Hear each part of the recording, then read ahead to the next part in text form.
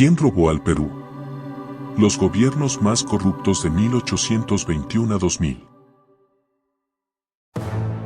En la historia del Perú, hay momentos que permanecen en las sombras. Periodos de poder, donde la corrupción no solo era tolerada, sino que se convirtió en un sistema. Hoy, nos adentramos en las décadas más oscuras de nuestra historia, aquellos gobiernos que, más que liderar, sumieron al país en el caos y el saqueo, los gobiernos más corruptos de nuestra historia. Desde nuestra declaración de independencia en 1821, hasta el año 2000, final del siglo XX. Acompáñame, porque lo que descubrirás hoy, no es solo historia, es un reflejo de un pasado que aún nos persigue. El inicio de todo, 1821 a 1829. La independencia del Perú, en 1821, marcó el inicio de un nuevo capítulo en nuestra nación. Pero en lugar de un futuro brillante, fue el comienzo de un oscuro ciclo de corrupción. Durante los primeros años de independencia, entre 1821 y 1829, los caudillos y líderes revolucionarios no solo lucharon por la independencia, sino también por su propio enriquecimiento. Sin recursos, usaron el poder como una excusa para despojar al pueblo de sus riquezas. Abusaron de la expropiación, manipularon los créditos nacionales y, en una acción de desesperación, hasta se apropiaron de las reservas de plata, todo con tal de pagar deudas personales. Los nombres de Monteagudo y Bolívar, aunque son recordados por su lucha, también están marcados por las decisiones que permitieron el saqueo del país. Esta etapa fue la más corrupta de nuestra historia, con una corrupción equivalente al 139% del gasto público y el 6.1% del Producto Bruto Interno Nacional. Imagina el impacto de esta corrupción. En ese momento, el futuro de todo un país fue vendido por un puñado de poderosos. Los gobiernos posteriores, siglo XIX. Años más tarde, los gobiernos de Castilla, Echenique, Piérola e Iglesias, entre 1845 y 1885, no hicieron mucho por limpiar las heridas del pasado. Los niveles de corrupción alcanzaron hasta el 70% del gasto público y el 5.5% del PBI. Los contratos con las casas extranjeras, las negociaciones de deuda y el comercio de guano fueron solo algunos de los métodos utilizados para saquear las arcas del país.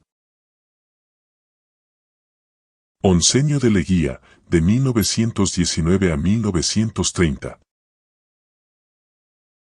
Pero lo peor aún estaba por venir.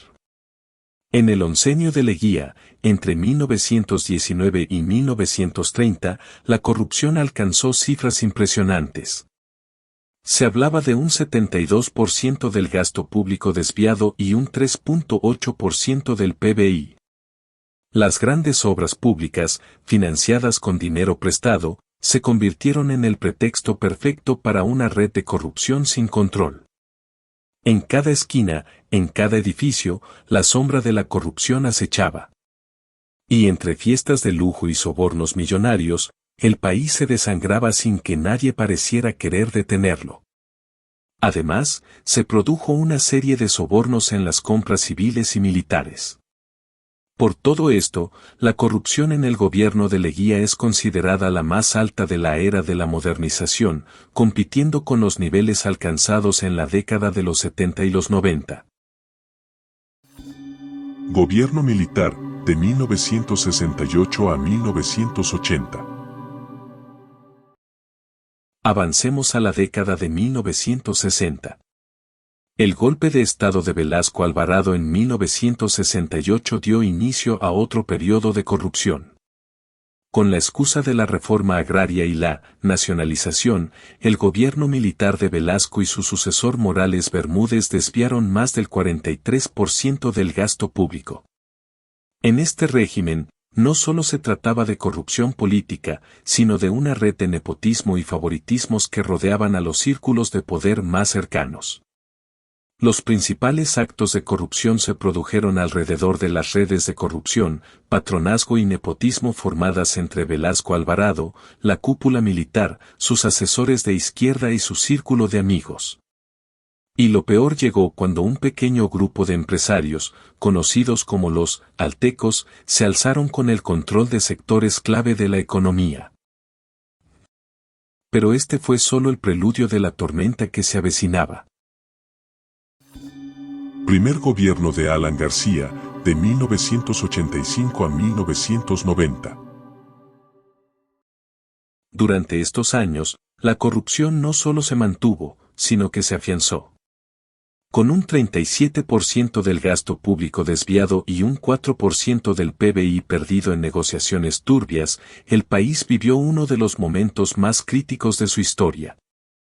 La corrupción estuvo relacionada al posicionamiento de miembros del partido aprista en la administración pública, el acceso de un grupo cercano al gobierno a una tasa de cambio subvaluada, la corrupción judicial, el aparente encubrimiento de lavado de activos, tráfico de drogas y tráfico de armas, la compra de los aviones Mirage, el caso del Banco Internacional de Crédito y Comercio, y la supuesta recepción de sobornos de la agencia estatal italiana que financió la construcción del sistema del tren eléctrico de Lima. Gobierno de Fujimori, 1990-2000. Y luego, llegamos a la década de los 90. El gobierno de Fujimori, tal vez el más infame. A lo largo de su mandato, la corrupción alcanzó niveles alarmantes, 50% del gasto público y un 4.5% del PBI nacional. La alianza con Vladimiro Montesinos y el control de las instituciones del Estado, se convirtió en la piedra angular de una red de corrupción que se extendió por todo el país. ¿Quién controlaba realmente el Perú? ¿Fujimori o Montesinos? Los actos de corrupción cometidos se desplegaron a través de un aparato estatal dominado por la alianza Fujimori-Montesinos.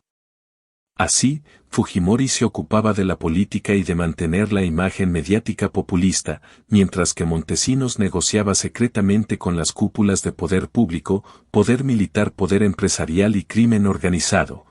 La manipulación de información y la obtención de distintos beneficios por medios de prácticas corruptas.